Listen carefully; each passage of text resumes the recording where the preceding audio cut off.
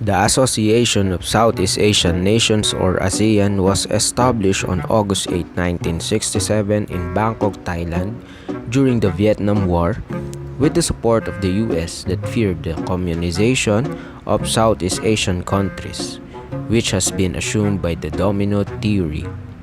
The original five members included Thailand, the Philippines, Malaysia, Indonesia, and Singapore, which were all anti-communist nations. From all of these ASEAN countries, Singapore is considered to have the most productive industrial structure, and it is active in intermediate trade and commerce, tourism, and banking, thanks to its geographical characteristics. In recent years, industries using science and technology have been developing. Brunei is abundant in natural resources and the national economy is supported by mining and service industries. On the other hand, Thailand and Malaysia have started industrialization early by introducing foreign capital and agriculture, forestry and fisheries, as well as manufacturing are becoming the center of the national economy. The main industry in Indonesia, the Philippines, Vietnam, Laos, Cambodia, and Myanmar is the primary industry such as agriculture, forestry, and fisheries.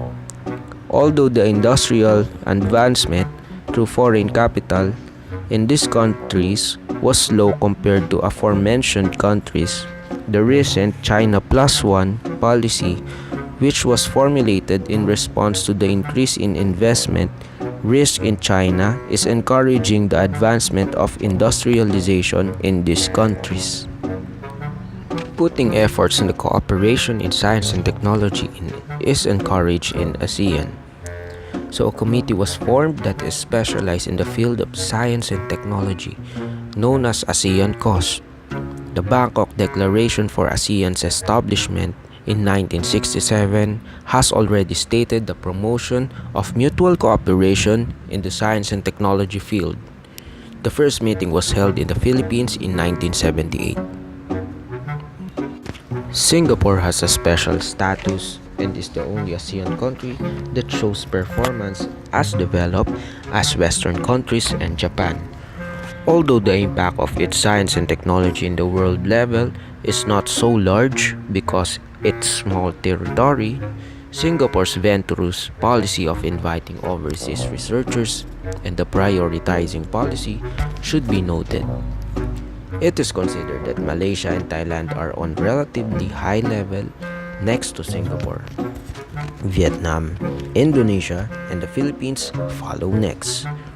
Out of the four other countries, Cambodia, Laos, and Myanmar are hustling on nation building and infrastructural development.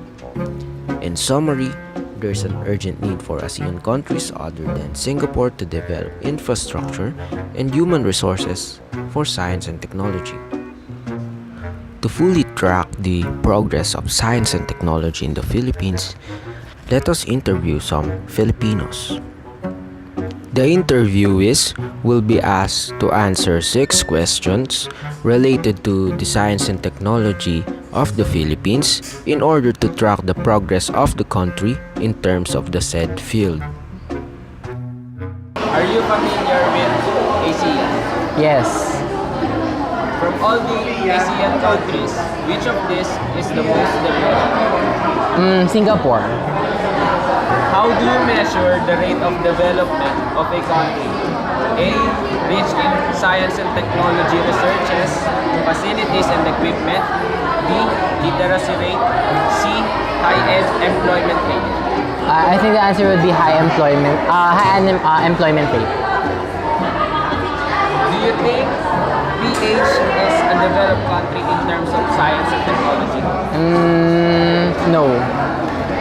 Do you think Filipinos gain enough support from the government to make inventions or innovations?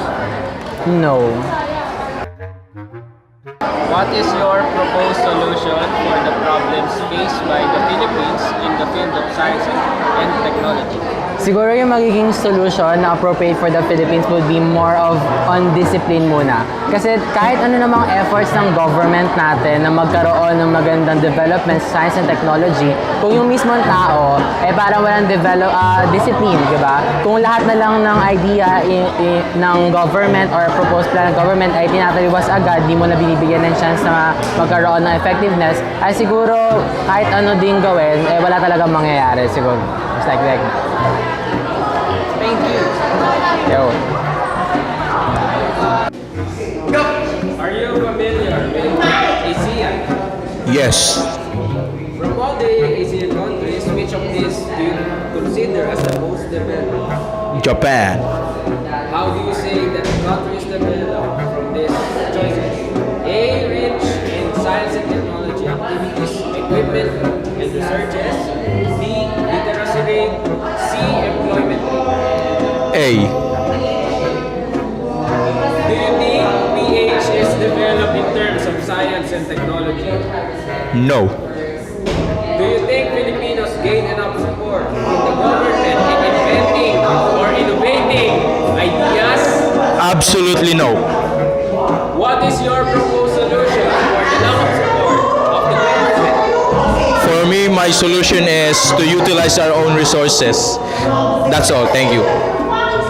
It can be concluded that Philippines is far from Singapore and Japan. We have lots of resources but we cannot utilize it very well. The foreign relations the Philippines has pursued the development of science and technology in the country. From all the data we have gathered, we can conclude that the Philippines is far from reaching its vision for 2020, stating that the Philippines develops world-class competitive products and services based on high technical capabilities.